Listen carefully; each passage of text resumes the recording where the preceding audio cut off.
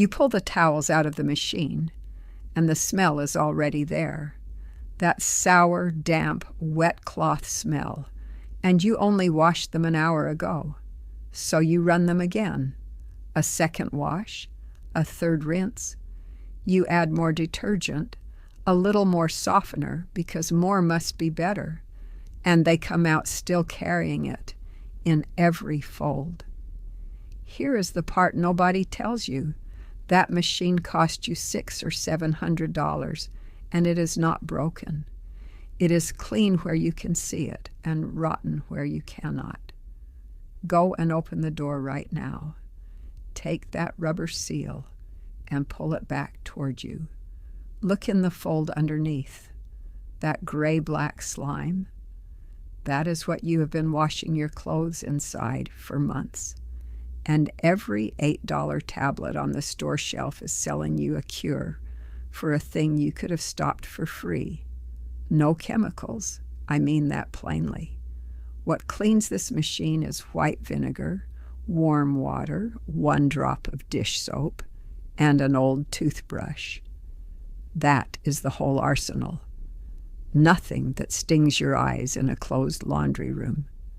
Nothing you must keep high on a shelf, away from the cat, away from the child who follows you everywhere.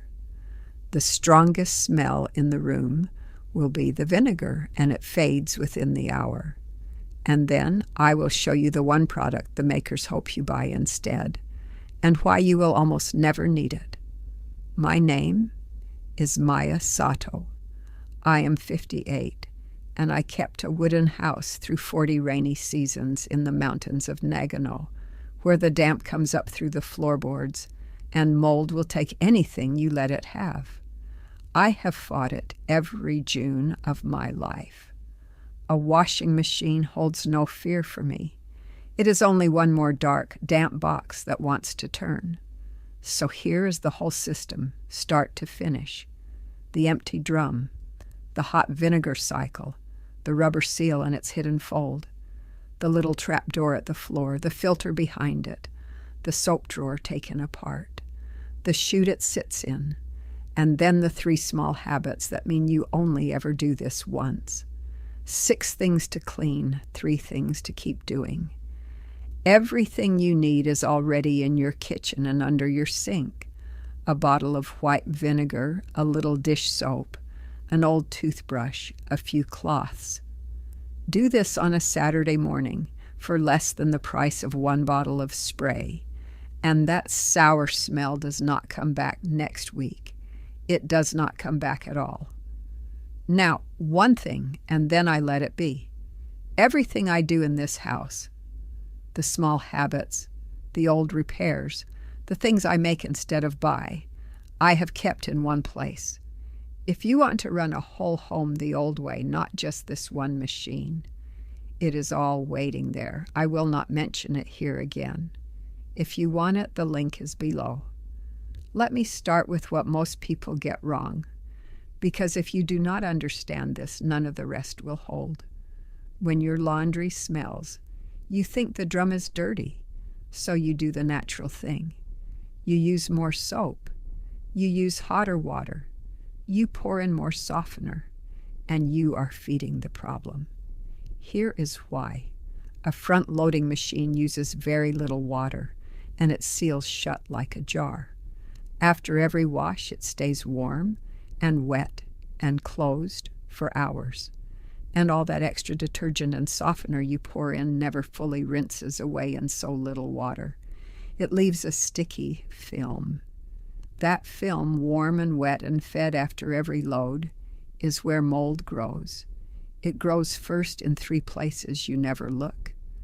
The underside of the rubber door seal, the little drain filter down near the floor, and the soap drawer. So the smell is not dirt. It is a living thing, and you have been feeding it. Stop feeding it, dry it out, and it dies. That is the entire secret, and it costs you nothing. So we start where the machine can clean itself. First, make sure the drum is completely empty, not a single sock hiding at the back. because it will come out smelling worse than it went in. Now, the vinegar. You want 2 cups of plain white vinegar. That is about 475 milliliters, roughly half a liter, 2 full measuring cups. Pour it straight into the detergent tray, into the main wash compartment. You can put some in the softener side too. No soap, no powder, just the vinegar. Then set the machine to its normal cycle. The water as hot as it will go, and the largest, heaviest load setting you have, so the drum fills right up with hot water and vinegar and sits in it. Press start and let it run all the way through. The vinegar is a mild acid. It dissolves the soap film, it loosens the light mold, and it strips the hard water scale off the heating element, all in one wash. When it is done, the drum already smells of nothing but that faint, clean sourness. That is the easy dirt gone. Now we go after what the cycle could not reach. Now the rubber seal, the gasket, that thick gray ring around the door. This is where most of the trouble lives, and most people wipe the front of it and think they are finished. You are not finished. Reach in, take the rubber lip, and pull it back toward you, gently. It folds back like a cuff. Look underneath, down into the fold. That is where you find it. A black, slimy line, sometimes standing water, sometimes a coin, a hairpin, the grit from a year of pockets. This hidden channel is the single dirtiest part of the whole machine, and it is the part no cleaning cycle ever touches. For this, your spray bottle. 1 part white vinegar to 1 part water, and 1 drop of dish soap to cut the grease. So, 1 cup of vinegar, 1 cup of water, that single drop of soap shaken together. Spray the whole seal, get right down into that fold, and let it sit 2 or 3 minutes. Then take your old toothbrush and work along the channel, all the way around, and wipe it out with a microfiber cloth. It is slow. There are more folds and corners than you expect. When it is clean, the rubber is soft gray again, not black, and it smells of nothing at all. That is what you are after. And while you still have that seal folded back, look at the very bottom of it, at the lowest point of the rubber. On most machines, there are 2 or 3 tiny holes down there, weep holes, meant to let water drain out of the fold after each wash. They clog. They fill with lint and slime, and then the fold holds a little pool of standing water all day long, which is exactly what the mold is praying for. Take a toothpick or the corner of your toothbrush and clear each hole until you can see clean through it again. It takes 30 seconds, and it is the whole difference between a seal that dries and a seal that sits wet. My Obachan washed everything by hand in cold water, in a wooden tub out on the Ngawa, the veranda. She wrung each piece and hung it in the wind the same hour, and nothing ever sat wet long enough to turn. The machine took that hard job from us and handed back the very damp we had escaped. So now we must do on purpose what the mountain wind once did for free. We must dry it out. Now down to the floor. On the front of most machines, near the bottom, there is a little door or panel you have probably never opened. Pop it open. Inside you will usually find a short drain hose with a plug, and behind it a round filter cap. Before you touch either one, put a towel down and set a shallow dish underneath, because water is going to come out, and it is not clean water. Pull the plug on the hose first, and let it drain into the dish. Then take the round filter cap and turn it counterclockwise, that is, to the left, and it will spin out into your hand. Brace yourself. This is the trap that catches everything the drum lets go. Lint, hair, grit, the missing coins, sometimes a build of gray sludge that smells like a pond. Rinse it under the tap until the water runs clear. Then spray it with your vinegar mix and scrub it with the toothbrush until it is clean plastic again. This little filter, when it is clogged, is why your machine drains slow and stays wet at the bottom. Clean it, and it drains fast and dries. Do this every month or two, and nothing that comes out of it will ever surprise you again. Now, the next part is the one my neighbor did not believe until I showed her, standing in her own laundry room. She had cleaned her machine for years and never once knew this piece came out at all. Wait until you see what was living inside it. The soap drawer. That plastic tray where you pour the detergent and the softener. On almost every machine, it pulls all the way out. Look for a little tab or a spot-marked push inside the middle channel. Press it down, and the whole drawer slides free in your hand. Turn it over. The underside and the little cap where the softener goes are coated in a thick blue-gray slime, and it is thickest right where the softener sits, because softener is the worst offender of all. It is made to coat and to cling, and it coats and clings inside your machine exactly as it does to your towels. Take the drawer apart if the pieces come apart. Spray every face with the vinegar mix, let it sit, and scrub with the toothbrush into every corner. Then rinse it and set it aside. Now look into the empty slot where the drawer lives, the chute. It is dirty, too, up inside where you cannot easily see. Spray it, reach in with the toothbrush, scrub the roof and the walls of it, and wipe it out. Then slide the clean drawer back in. This one part, cleaned, kills more smell than almost anything else, because that softener film was feeding the whole machine. Now put it all back carefully, because this is where a small mistake makes a puddle on your floor.